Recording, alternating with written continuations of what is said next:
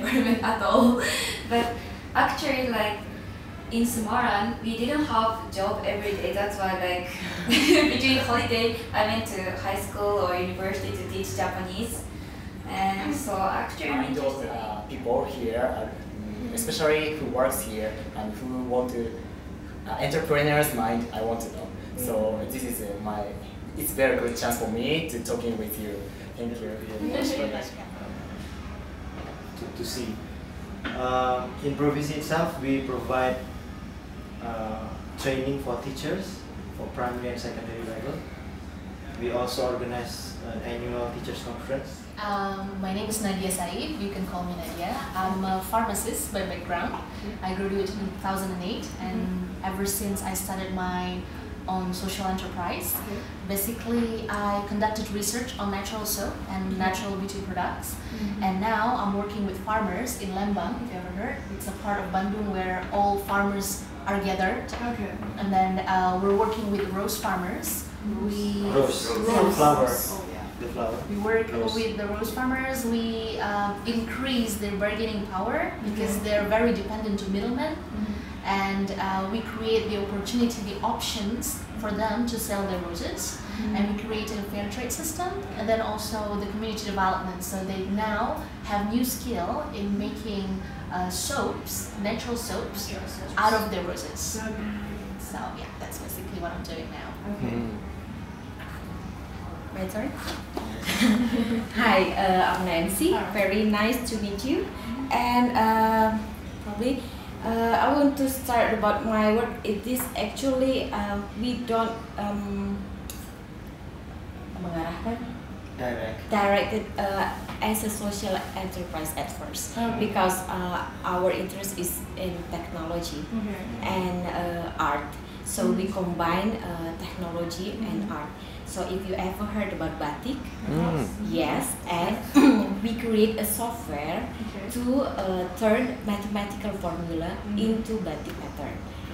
So we keep creating the software, and we keep developing it.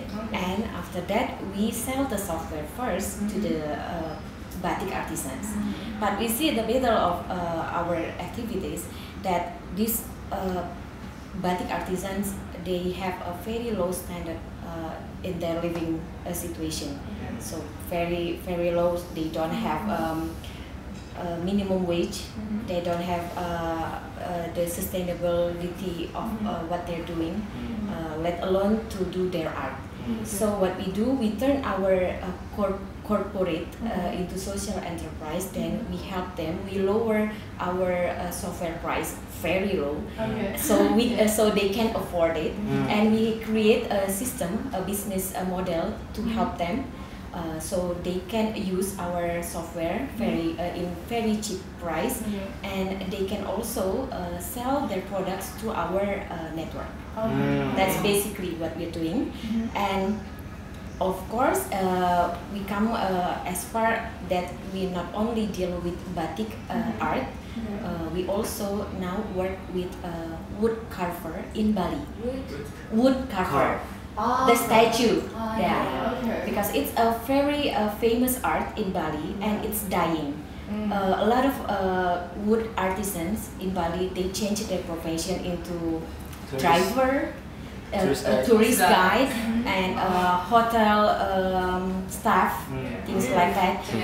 To make more money, because they cannot live anymore selling statue, because nobody wants statue anymore, and they stuck, and they don't know how to create a new design of statue, because now it's very modern. You have to go with the trend of design, and they don't know what to do with that, and they just sell the gallery, and they become like property agent, things like that, and that nothing has to do with art whatsoever. So the art is dying, and even though they try to make a living with their new job, it's not really sufficient to them, because let's say all these Westerners now, like they have a very big role in tourism in Indonesia, especially in Bali.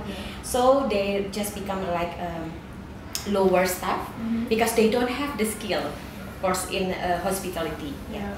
So what we're trying to do is we create the training program for them to use our software so they can create a new design for their statue, and after that we are trying to create another ecosystem for them to sell their product online.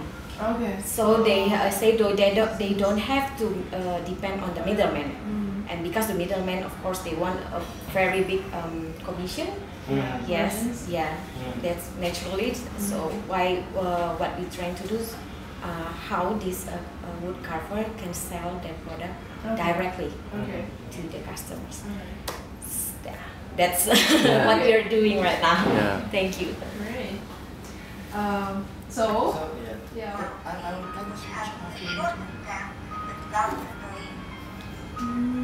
WangsaJelita creates a partnership with the rose farmer community.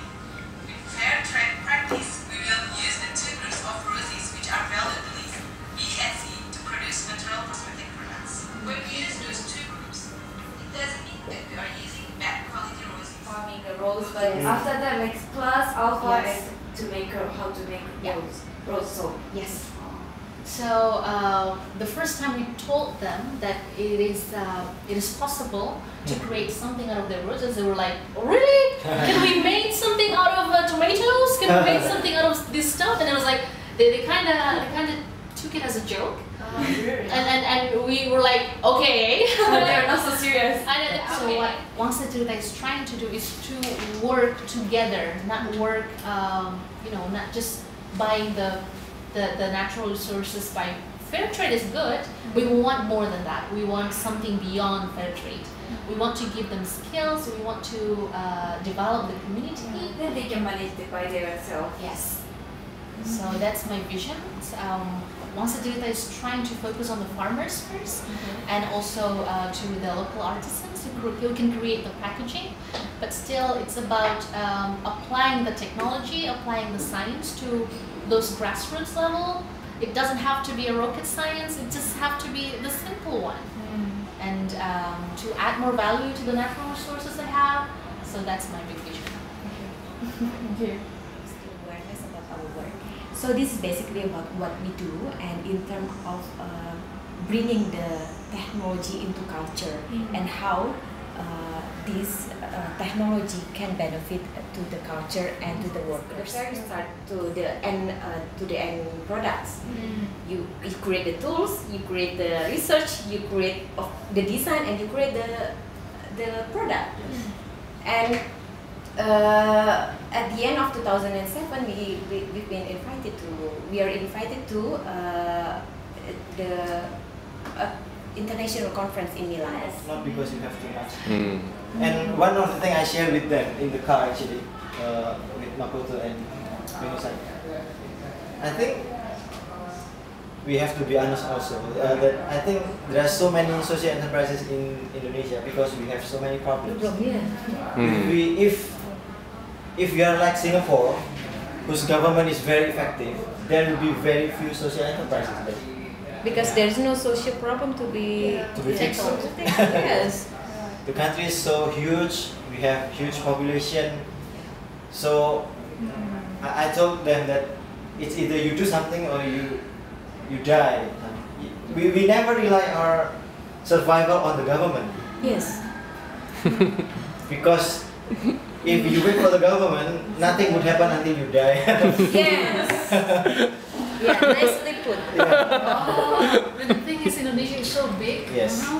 You went to Semarang, right? If you compare it to Jakarta, it's just different. The development of Indonesia is uneven. You go to the eastern part of Indonesia, oh my God. You go to Jakarta, you can find skyscrapers, you can find people with iPods. Very westernized. You can like do wine tasting. Wow. Yes, in Jakarta and things like the that. development is just uneven.